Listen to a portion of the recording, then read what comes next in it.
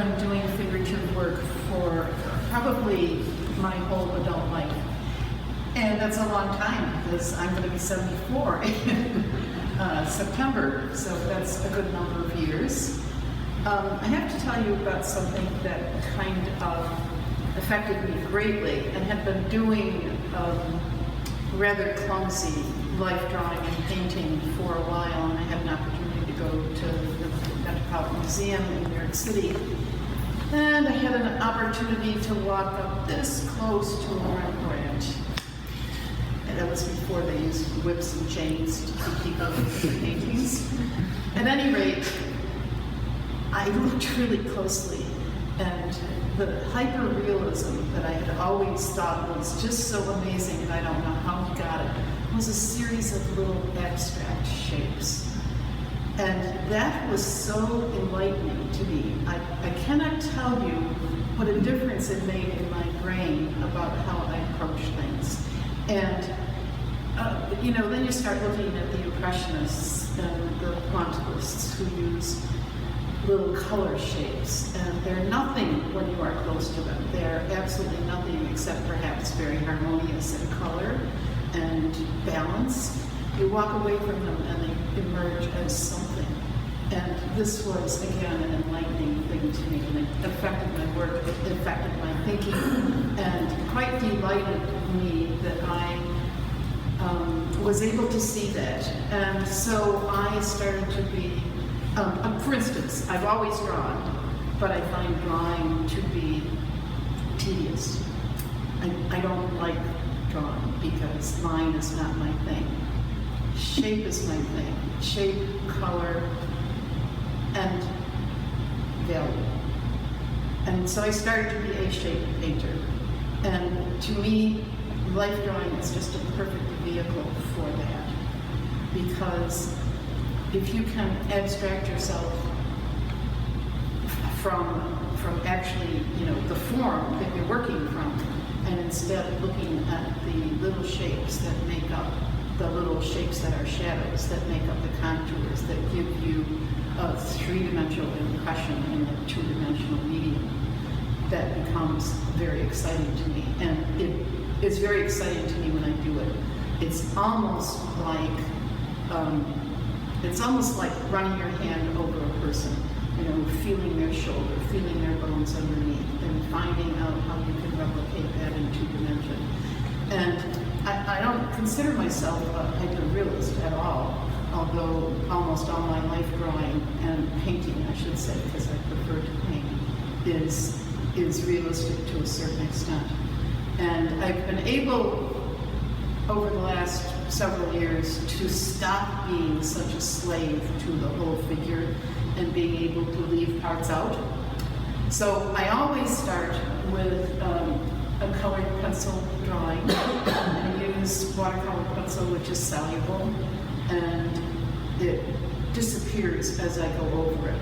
And I sometimes leave it, but I'm not really interested in line. I'm really interested in shapes and value and how I achieve those planes that are on the human body.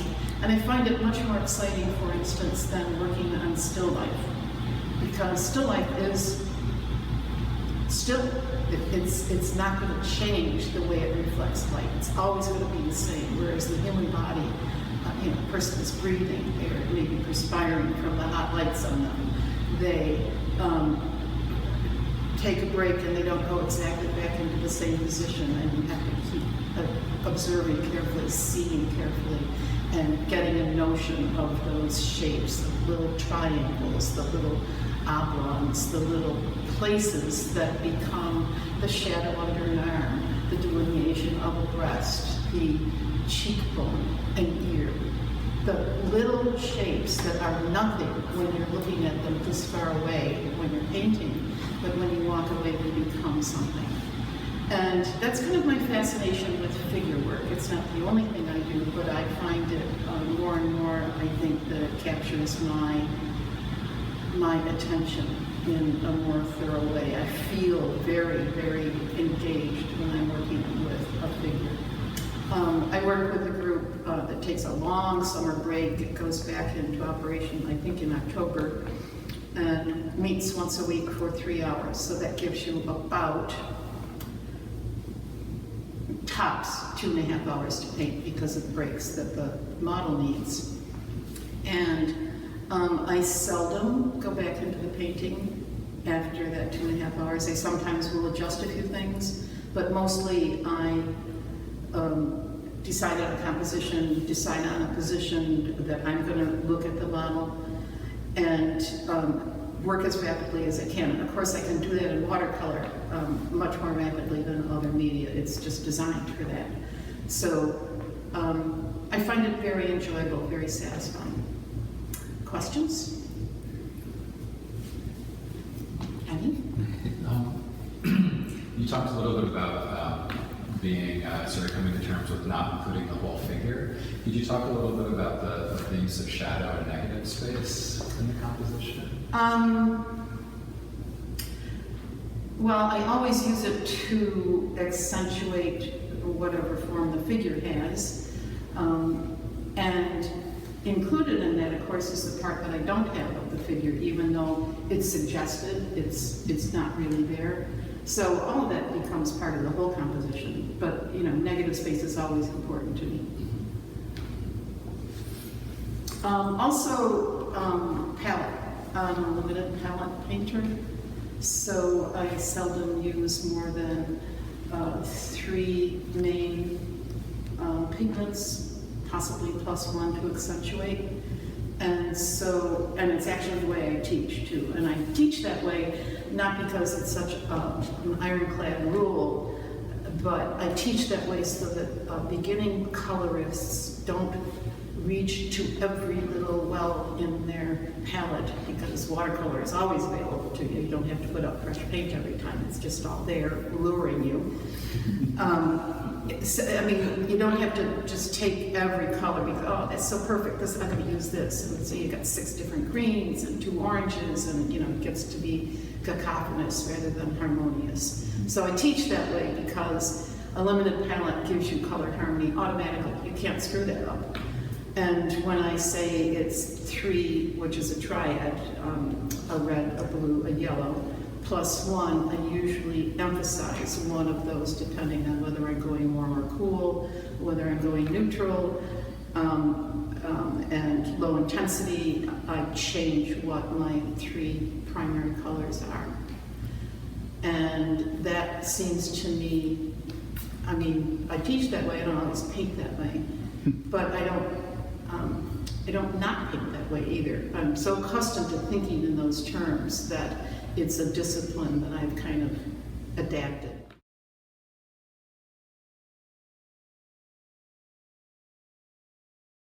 I'm Steve. So my piece is this beautiful figure right here. So this basically, what I should tell you a little bit about my background, because that kind of influences who I am as an artist, is that when I came to Buffalo, I was homeless.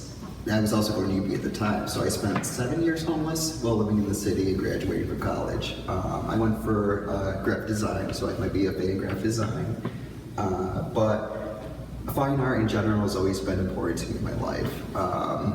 I spent the majority of my childhood like drawing monsters and creatures and fantasy things, just because I love the idea of just creating your own creatures and having them be whatever you want them to be without having to be realistic. So a little bit of story about this piece here is that 2 years ago, I was dating my ex-boyfriend at the time, and he was basically the first person in my life to ever really truly support what I was doing and actually believe in what I was doing. So we had a lot of like inside jokes and stuff like that, but one thing that we wanted to work on together was a comic book series. Basically this whole idea that him and I would be solving mysteries, so Easy Mystery Detective Agency, we'd be solving easy mysteries like, oh, you know, where's my keys? Oh, they're on the table. Where's my car? Oh, well, let me press my button and see what it is. So we had a main antagonist, Spider Monkey Mama, who was a spider monkey hybrid, who would basically antagonize us and kind of, you know, ruin our efforts to try to solve mysteries, and she'd always try to kidnap me. and she would lure me away with delicious pie, and my ex-wife at the time would have to basically save me every single time. And the series itself was supposed to feature like some of our mutual friends too, because I work a lot, as a graphic designer, work a lot with local bands. I started out doing flyers in 2013 for just basement punk shows, and from there it kind of exploded into, doing merchandise for bands, doing t-shirt designs, stickers, whatever. So my involvement for the music community has been it's been a huge part of my life for these past 4 years. So, our mutual friends who were in bands would like star in these kind of, comic books and stuff like that as well. So this piece itself, I decided to do this because it's more of a closure piece for me. Because yes, a relationship ended 2 years ago, but at the same time, like he was such an influential person in my life and kind of showed me that I can do what I want to do, that my dreams mattered. So it's basically just a closure piece about kind of the ending of a relationship, but this whole idea that I gained so much from that relationship and that I've been able to stand strong on my own without having someone there to prop me up. So, that's kind of a history of my life. Are there any questions at all? Yes. What medium is that? It's a digital print. So Okay. what I do with all of my pieces are always hand drawn. They always start out that way in my sketchbook because I don't really have like resources for like large paper or anything like that. Or I'm still kind of trying to get back on my feet because I may not be homeless anymore, but I'm still unemployed. I'm still pretty much in poverty.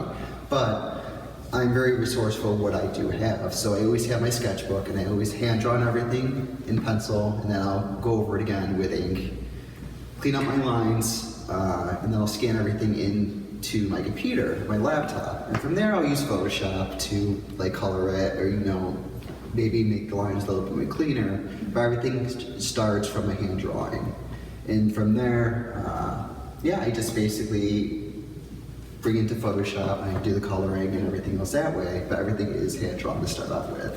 And that's how I started a lot of even when I would do flyers and stuff for the bands, is that everything was hand drawn, even hand lettering was very important to me too. So that's how I always start out all my pieces. For these comics, published, printed, digital? No. I'm thinking I want to do like a main closure piece for this.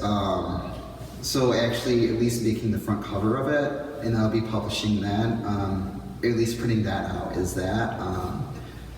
I'm not sure if I'd ever really have to do a full story with it yet, just because it's kind of, again, involving a past relationship, and I don't know if he'd be comfortable, being a part of that, but the initial goal was to do that, was to publish our own comic books. So at least for this piece, this is just kind of a teaser again about what's to come. It would just, at the very least, will be like a cover piece. But yeah, I try to do it in the Hanna-Barbera style. Yeah. Because, oh god, I love watching Scooby-Doo as a kid. It was one of my favorite shows of all time. So, and I like the mystery kind of solving things with like talking animals or cars. Is there any other questions, comments? I think that's a very lively piece. I mean, before you even spoke about it, I thought that about it. It's just, there's some kinesis to it. It's very exciting. I think you have a very rich inner life. Thank you, I try, so. Great title.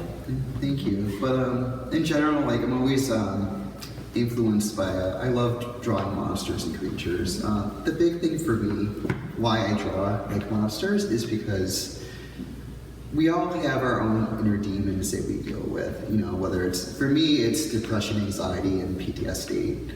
So I deal with a lot in my head as it is. I have my own monsters. But when I want to when I usually draw monsters, I always make them smiling or dancing or happy in general.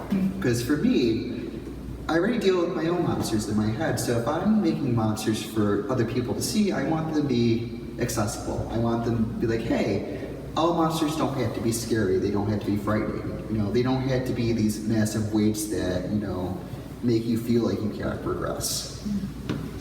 So even though like she's the main antagonist, again, she's supposed to be a villainess, I still wanted her to be the kind of more cartoony and more kind of accessible in that way, where it's not like, oh, it's a frightening piece, I don't want to see this. It's like, okay, you know, this is kind of strange or unique. I can appreciate it more and kind of look at it from rather than just being scared of it being a monster.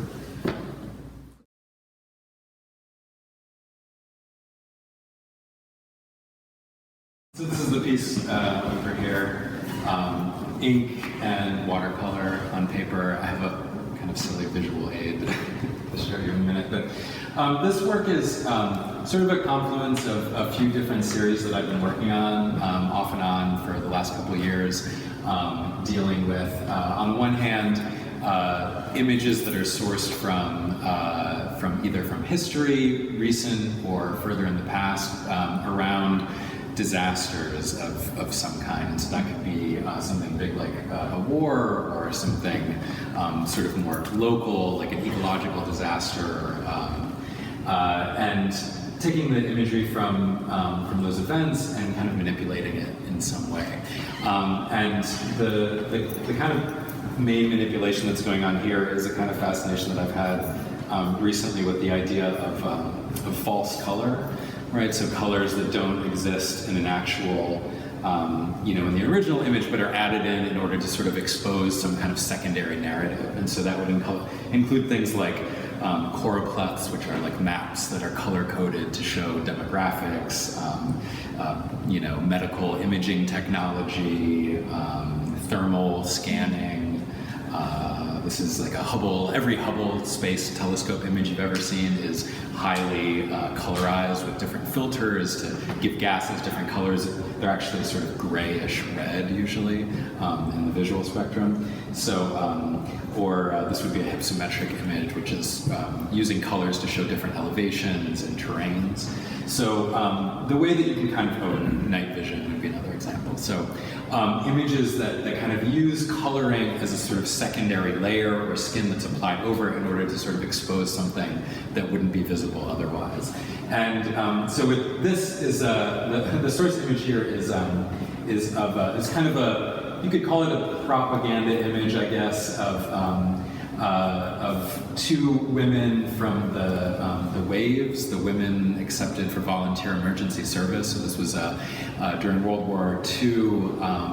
Each branch of the military had its sort of volunteer women's service that took women in and placed them into sort of, usually, as the name implied, like auxiliary roles. And so they were kind of, in one sense, like welcomed into the military, but also, they weren't allowed to get any of the sort of benefits that the career soldiers had, and were often sort of like only partially trained or sort of underutilized. It was, in some sense, a kind of campaign to rally people around the war effort, but also, brought in women to sort of fulfill or fill kind of secondary roles that, the men were no longer available for because they were overseas. So the Waves were the acronyms kind of like match the branch of the military. So the Waves were for the Navy, the Wasps were for the Air Force. Although the Waves were not actually allowed to be stationed on ships, they were only allowed to stay on shore. So, and then I have sort of been playing around with images for a while that use this idea of kind of false color to play around with ideas of kind of nativism or tribalism expressed in contexts where it wouldn't normally be found. And so I did a whole series of kind of family portraits or school portraits that use the framework of kind of I guess trying to break down these sort of false dichotomies between like the primitive and the advanced, or a kind of almost magical way of thinking versus a rational way of thinking, right? And so using these marking systems to kind of demonstrate that like secondary narrative. So, and more recently I've been doing, this is actually from the Hallwalls drawing rally last week. So again, false image, false color. This is skull mapping. So this is different ways that computer imagery can be used to discover things about skull fragments or bones, remains from war zones or from mass burials. So again, sort of using a kind of secondary layer to apply extra information to an image to expose something that wasn't visible before. So this image kind of came out of all of those ideas, but sort of giving myself the limitation of not really thinking about it beforehand. I tend to plan things and do many kind of provisional drawings before I move on to a finished work. And the idea here was to sort of work more intuitively and not give myself any kind of preconceived ideas, and just sort of play around with line and color and kind of see what emerged. So that's where this image came from. I mean, the individual, the actual sort of designs that are on it, again, don't really have any reference point, although I think, it does elicit ideas of sort of clowns or, face painting, facial markings, and I did sort of a whole series of images of people from different time periods in wars that have, kind of these, what would be sort of like, I guess, war or battle colors on their face, because again, the traditional narrative is sort of like, this is sort of the proper, there's the proper way to conduct battle in war, and then there's like the primitive or older way, and that really those two narratives are not as far apart as we often think. There's more overlap than there might seem at first. So I don't know if there are any questions or comments. So do you primarily start out with black and white with your drawings, and then you apply the color where you see fit, or if you have a plan? Yeah, I usually, whether I have a plan or don't have a plan, I usually do start with line drawings. Unlike, where shapes are kind of the main, I usually start with a kind of scaffolding of lines. And for a long time, I only really worked in black and white, whether it was with line work in ink or charcoal. And I never really felt comfortable, and I think I still don't really feel comfortable with color, and I don't know exactly why, but if it's that I don't quite understand it entirely, or it just makes me anxious in some way. And so I think this has been sort of a way of dealing with color by allowing it to be sort of non-representational and not realistic. Right, yeah. I dig that, because you're kind of having decisions based off of these other ideas and notions that you found and researched and applying it onto your composition. So I think that's really cool. I think it's great. Thank you. Really neat. Any other questions? The ink that you use, do you happen to know the brand? For the line drawings? Yeah. Or it's, I usually, sorry. No, go ahead. Oh, I usually use Pitt artist pens. So they're like, they come So in they're different archival. widths. They're archival ink, they're like, and I generally use the small. So I think the fine lines are Pitt pens, and the thicker lines are just Sharpie markers.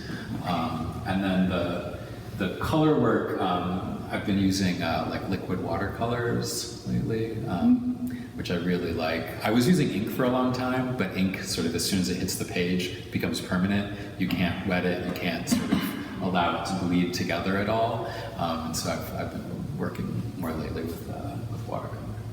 Your colors are very vivid, very, Yeah. These diluted liquid watercolors, they have a really high pigmentation, so really great for brightness and also just for being able to layer things.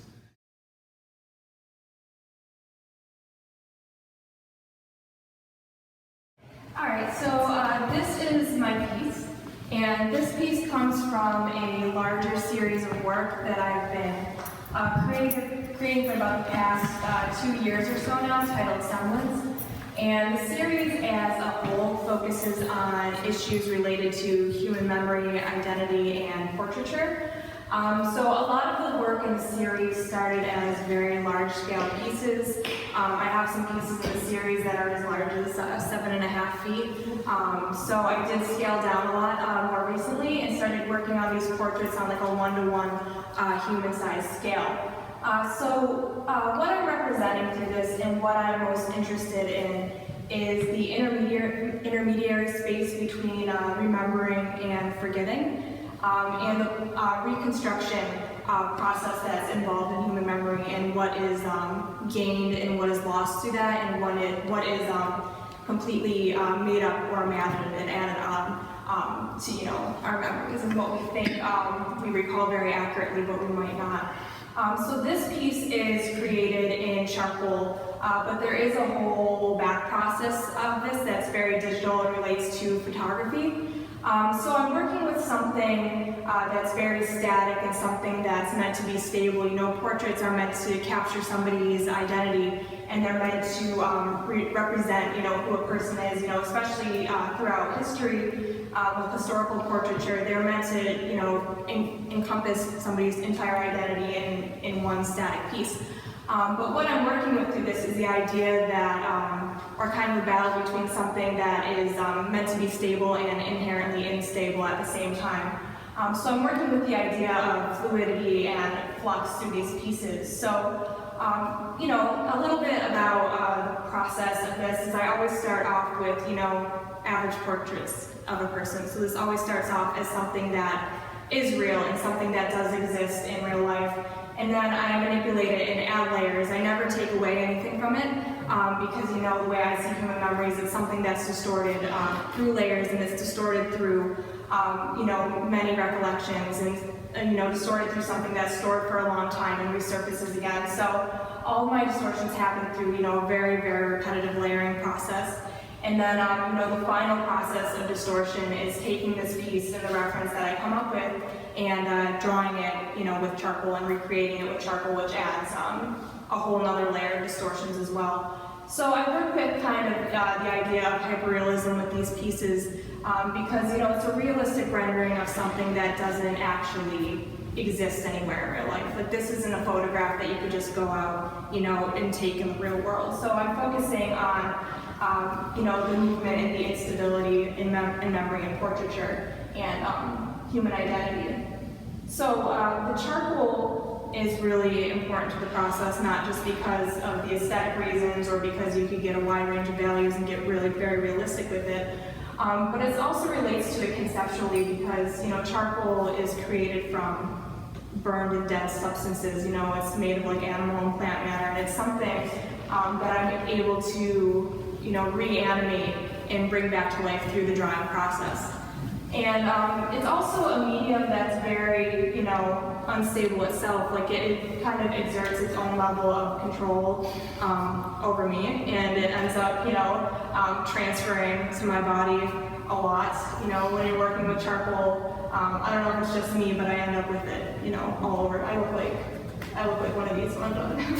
But it exerts its own level of control over the piece and myself. And it's something that I haven't figured out how to completely fix and stabilize as well. It's something that's kind of always at risk of being changed or being altered or manipulated. Especially with my larger scale pieces that are like so big that I don't, I haven't framed them. They're always kind of at risk for losing a little bit or gaining a little bit or getting smudged or getting distorted through transporting them. And even the pieces that are in the frames, you can always see that some charcoal kind of flakes off and falls. So it's something that even if it's just to a very small or minor extent, it is something that's always kind of changing a little bit. So that's why the medium of charcoal has been so important to this process.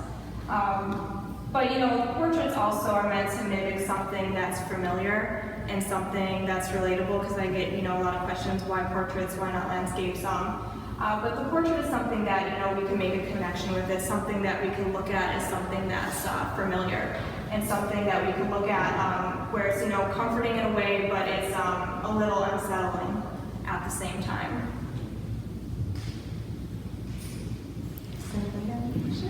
Can you? So how much of the photograph can you actually see, or is it just completely covered in charcoal? Well, the photograph is used as a reference, so there isn't anything photographic underneath this. Yeah, the piece in the frame is completely, entirely a drawing. So I do create a photo reference, using the images, and even that, this isn't completely true to the photo reference either. I use it as kind of a guide to go off of, but I make changes unintentionally and intentionally as well as at work. So how do you know when it's time to stop? See, that's difficult. I work on it for a while, and sometimes I think it's done, and then I go back to it, and I'm like, well, that is so not done. That is really far from finished. But, it gets to a point where I'm just like, all right, it's done now. I don't really, have a straight answer for that. But, it just gets to a point where I decide, I'm finished, and I can't touch it anymore. Do you never use a fixture?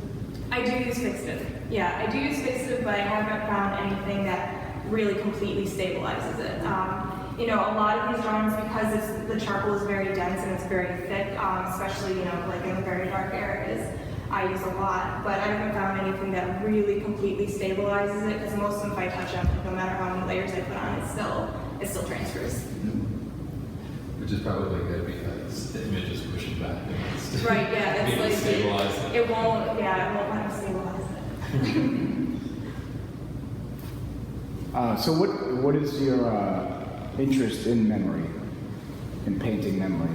Well, I became really interested in the process of memory, and I went through a lot of trial and error getting to these pieces and figuring out how to represent my ideas about it and how to represent the distortion, because I always thought of memory distortion as kind of a removal. So when I was working on like past works and paintings, I would always remove substances in order to distort. But then I started thinking about it as a layering process, and that completely changed everything for the way I was working.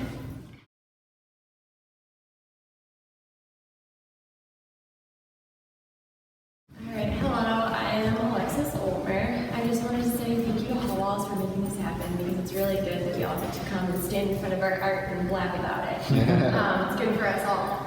So, a little brief history about me.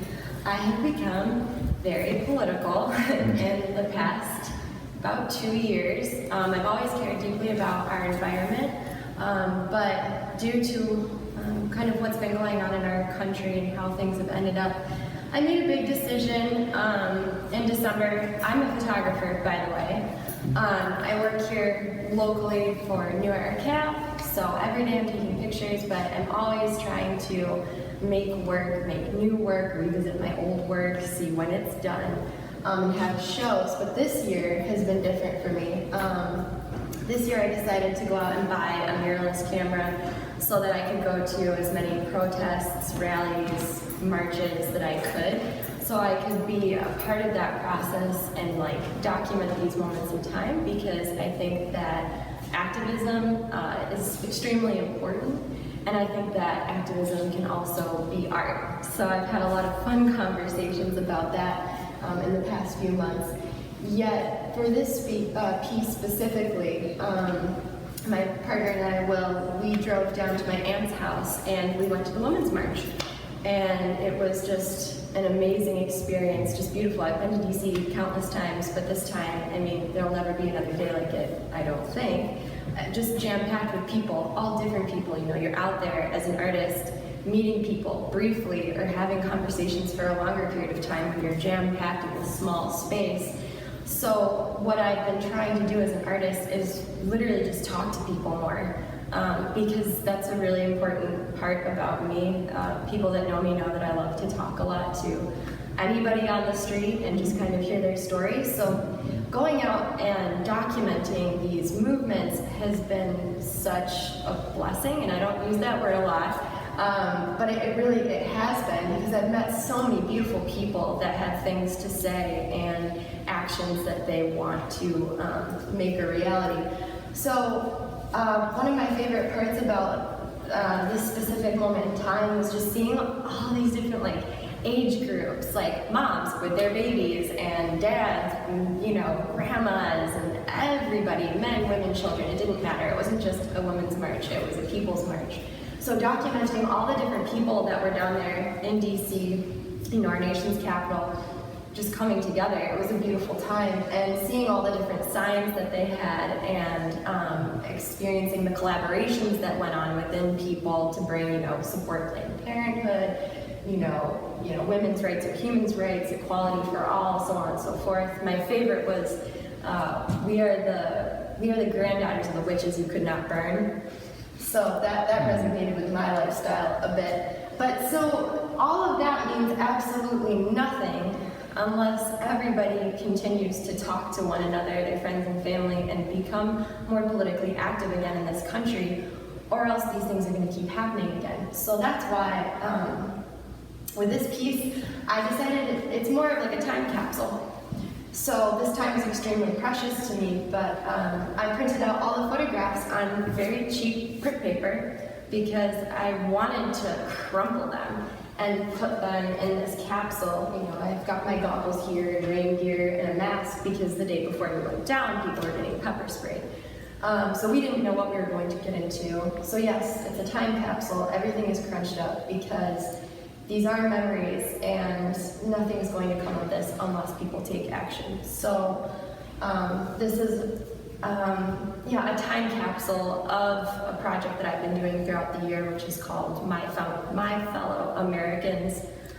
So I've been donating all my photographs to the public, you know, everything that's been going on here in Buffalo. It's just been a really, really solid way to get out and just feel good in a really icky time. So yeah, does anybody have any questions?